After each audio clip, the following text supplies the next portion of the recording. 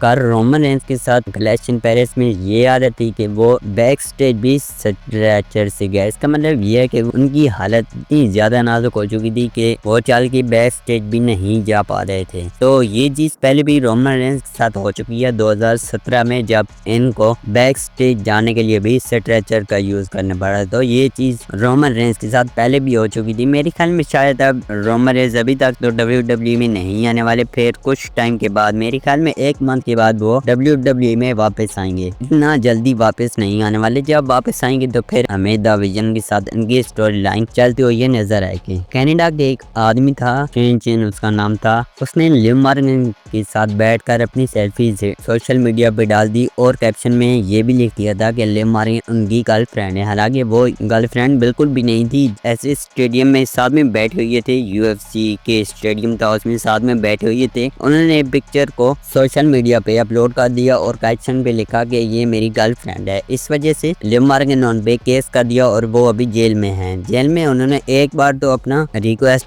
Court में भेजी कि भाई ये चीज़ गलत है, मैंने ये चीज़ की नहीं है। हालांकि पिक्चर जो है वो प्रूफ है इस चीज़ के, और जो कैप्शन था वो भी अभी तक लिखा हुआ है, इनके पास पिक्चर की डिटेल भी मौजूद है। अभी तो कोर्ट वाले उनको छोड़ने नहीं वाले इतनी आसानी से। लिव मॉर्गन की अगर बात करें तो वो WWE में कब वापस आएंगी, क्या होने वाला है, अभी कुछ भी उनके बारे में अपडेट नहीं आई।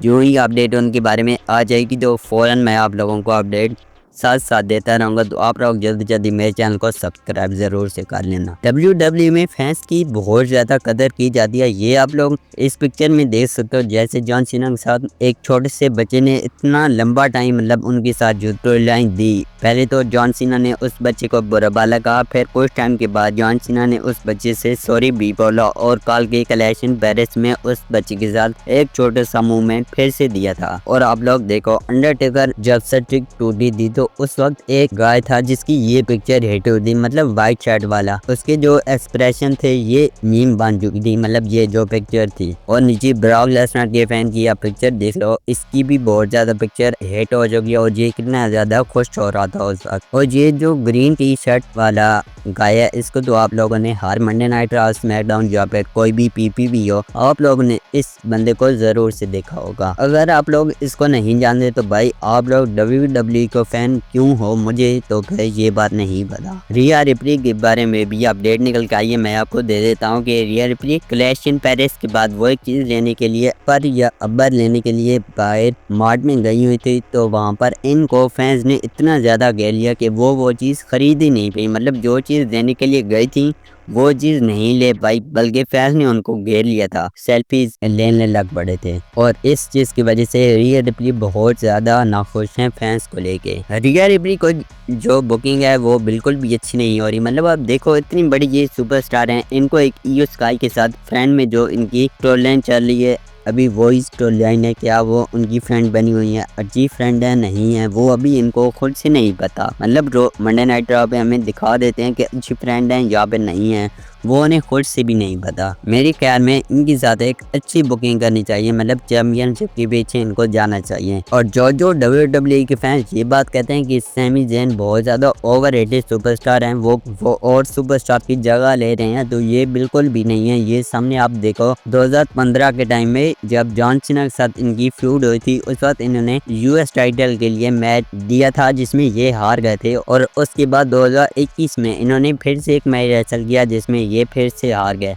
और फिर लास्ट बार इन्होंने 2025 में रेसल किया सोलो सिपा के अगेंस्ट स्मैकडाउन में, वहां पर ये चैंपियनशिप को फाइनली कैप्चर कर लेते हैं। मैं तो ये बिल्कुल भी नहीं कहूँगा कि ये ओवररेटेड सुपरस्टार हैं, क्योंकि इन्होंने बहुत ज़्यादा मेहनत की है इस चैंपियनशिप को पाने के लिए। कैरन क्रॉस एक इंटरव्यू में आए थे और उनसे पूछे जाते हैं और इनको एक नाम दिया गया है किलर क्रॉस, यानी कैरियन क्रॉस को आप किलर क्रॉस बोला जाता है। और इनको ये क्वेश्चन किया जाता है कि आप लोग फैंस के बारे में क्या कहना चाहते हो, तो उन्होंने साफ से ये बात कही कि मैं WWE से निकाल दिया गया हूँ। बल्कि ये बिल्कुल भी स्टोरी लाइन नहीं है। बहुत से फैंस ऐसे हैं जो अभी भी यही बात लेके बैठे हैं कि नहीं ये स्टोरी लाइन है, ये स्टोरी लाइन है, हम सबको बेवकूफ़ बनाने के लिए ऐसा किया जा रहा है। तो ये ऐसी बात बिल्कुल भी नहीं है। कैरन क्रॉस खुद ये बात कहते हैं कि ये स्टोरी लाइन नहीं है, ये रियल है। और मैं WWE से निकाल दिया गया हूँ। फॉर एग्जांपल मेरे को ये स्टोरी लाइन करनी होती जिसमें मैं फेक WWE से बाहर निकाला जाता, तो मैं बिल्कुल भी ऐसी स्टोरी लाइन नहीं करता जिसमें मेरे फैंस का दिल दुख जाता और फिर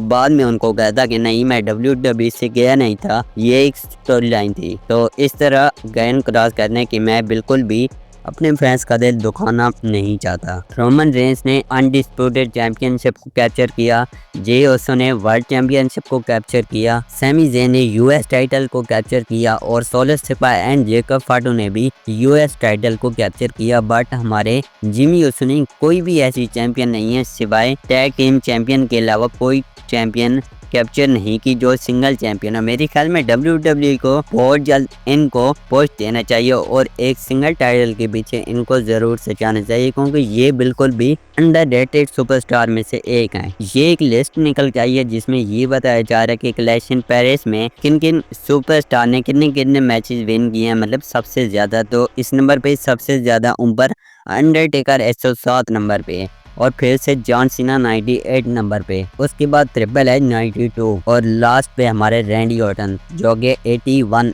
मैचेस जीत चुके हैं। अगर मैं रैंडी ऑर्टन के बारे में बात करूं तो रैंडी ऑर्टन को थोड़ा पुश मिलना चाहिए, क्योंकि देखो तो वो एक रोमन रेंस, ड्रू मैकिंटायर, कोडी रोड इन सब से भी बेटर सुपरस्टार हैं, उनको एक अच्छा पुश मिलना चाहिए। मतलब बड़े स्टोरी लाइन में तो इनको डालो, बिल्कुल भी सीरियस तरीके से इनको पुश नहीं दिया जा रहा जिस तरह इनको देना चाहिए। हालांकि जिस तरह हील कैरेक्टर रैंडी ऑर्टन का था, इस तरह कोई और सुपरस्टार रैंडी ऑर्टन की जगह नहीं ले सकता हील कैरेक्टर में। ब्रोसन रीड अपने बारे में ये बात रिवील करते हैं कि जब मैं सर्वाइवल सीरीज में इंजर्ड हो गया था, उसके बाद मैं बैक स्टेज में गया था तो मुझे ऐसा लगा कि मेरे पाँव पे इतनी ज़्यादा चोट नहीं है, ये मैं बहुत जल्द ठीक कर लूँगा। तो मेरे पास ट्रिपल एच आए और उन्होंने मुझे कहा कि नहीं भाई, तुम्हें अब थोड़ा रेस्ट करनी चाहिए, जब तुम WWE में वापस आओगे तो हमें तुम पर ऐसी एतमाद होगा और हम तुम्हें इसी तरह पुश देंगे। क्योंकि अब देखो क्लैश इन पेरिस में हमें ब्रोसन रीड वर्सेस रोमन रेंस का मैच देखने को मिला सिर्फ और सिर्फ ट्रिपल एच की वजह से, क्योंकि ट्रिपल एच ने उनके साथ वादा किया था कि तुम वापस आओगे तो मैं तुम्हें एक बहुत ही बड़ा पुश देने वाला हूँ। जितना सर्वाइवर सीरीज से पहले बिलीव करते थे ब्रोसन रीड पे, सेम उसी तरह सर्वाइवर सीरीज के बाद ट्रिपल एच ब्रोसन रीड पे बिलीव करते हैं, और ये बात मुझे बहुत ज्यादा ही अच्छी लगी। अगर इसके बाद हम लोग अपने फाइनल न्यूज की बात करें जो है Grayson Walar and Austin theory के बारे में, तो ग्रेसन वालर ने ऑस्टिन थ्योरी के बारे में एक बात कही है कि जब जॉन सीना से रेसलमेनिया में ऑस्टिन थ्योरी जीत चुके थे तो बैक स्टेज में किसी को कोई परवाह नहीं थी कि ठीक है ऑस्टिन थ्योरी जीत की, अब बस बात खत्म। मतलब जॉन सीना से जीतना इतना आसान काम नहीं था। फिर भी ग्रेसन वालर ये बात कर रहे हैं कि जॉन सीना से ऑस्टिन थ्योरी जीत के बैक स्टेज में किसी को प्रॉब्लम नहीं थी। अब हमें बहुत ही जल्द इनका मैच देखने को मिलेगा। मेरे ख्याल में हमें रेसलपलूजा में हमें ये मैच देखने को मिल सकता है, क्योंकि ये भी एक बहुत बड़ी फ्यूड है। इसके बारे में आपके क्या ख्याल है आप मुझे कमेंट में ज़रूर से बताइएगा। अगर आप लोगों को वीडियो अच्छी लगी तो वीडियो को लाइक एंड चैनल को सब्सक्राइब ज़रूर से करना। Thank you.